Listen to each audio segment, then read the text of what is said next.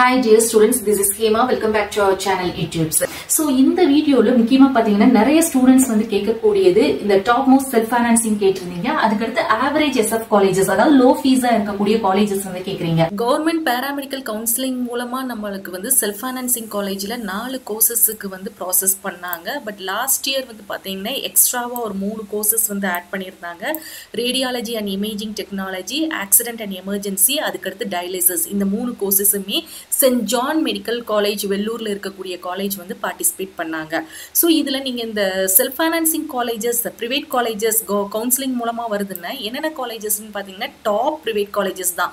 PSG, KMCH, அப்புறம் Mohammed Sadak, Velammal, Apollo, இந்த மாதிரி இருக்கக்கூடிய டாப்பான ப்ரைவேட் காலேஜஸ் தான் பார்ட்டிசிபேட் பண்ணுறாங்க.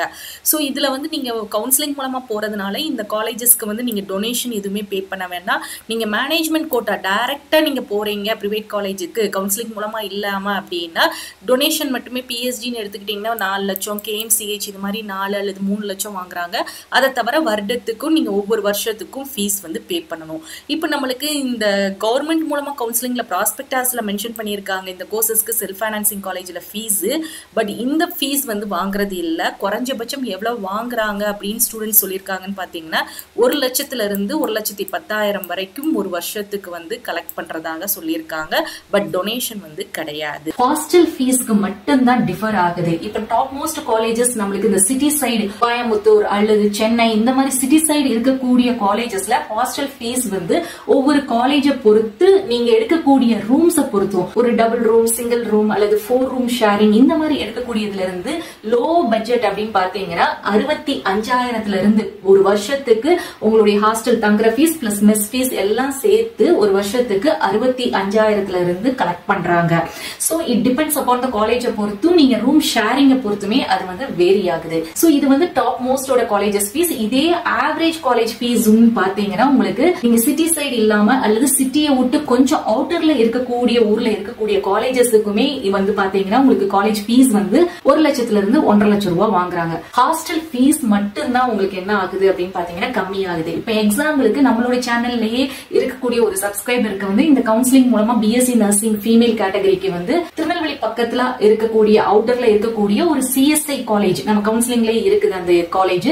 அந்த CSI காலேஜ்ல அவங்க ஜாயின் பண்ணாங்க. சோ கோர்ஸ் ஃபீஸ் பாத்தீங்கன்னா ஒரு வருஷத்துக்கு அவங்களுக்கு வந்து 1.5 லட்சம் ரூபாய் வருது. அவங்களுடைய ஃபர்ஸ்ட் கிராஜுவேட் வந்து ஒரு 20,000 மைனஸ் ஆகுது. அது போக ஒரு ஸ்காலர்ஷிப்பும் அவங்களுக்கு கிடைக்குது. சோ இதெல்லாம் மைனஸ் பண்ணி அவங்க வந்து 150ல இது எல்லாமே மைனஸ் பண்ணி ஒரு 125 அந்த ரேஞ்ச்ல வந்து ஒரு வருஷத்துக்கு வந்து பே பண்றாங்க.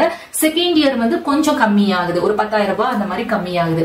ஹாஸ்டல் ஃபீஸ் அப்படின்னு எடுத்துக்கிட்டீங்கன்னா இந்த காலேஜ்ல பெர் மந்த்துக்கு 5,000 rupees தான். அதாவது தங்குறதுக்கும் சரி மெஸ் ஃபீஸும் சரி 5,000 rupees தான் அவங்க பே பண்றாங்க. சோ மை டியர் ஸ்டூடெண்ட்ஸ், நான் வந்து என்ன சொல்ல வரேன் அப்படின்னு பாத்தீங்கன்னா உங்களுக்கு ஒரு நல்ல லோ ஃபீஸ் காலேஜா வேணும் அப்படின்னு பாத்தீங்கன்னா உங்களுக்கு காலேஜ் ஃபீஸ்ல வந்து ஒரு 10,000 20,000 கம்மியாகும். ஹாஸ்டல் ஃபீஸ் தான் பாத்தீங்கன்னா அதிகபட்சமான ரூபாய் வந்து உங்களுக்கு குறையுது.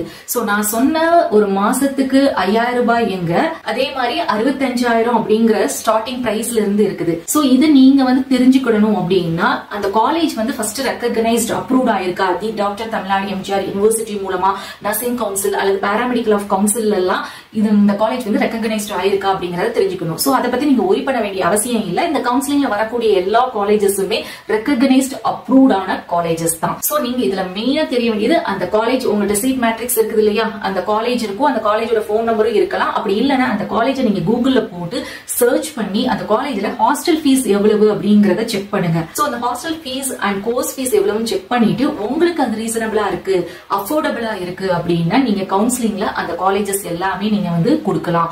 சோ நான் சொல்லக்கூடிய மோஸ்ட்லி காலேஜஸ்ல கோர்ஸ் ஃபீஸ் அதாவது காலேஜ் ஃபீஸ் வந்து சேமா தான் இருக்கும்.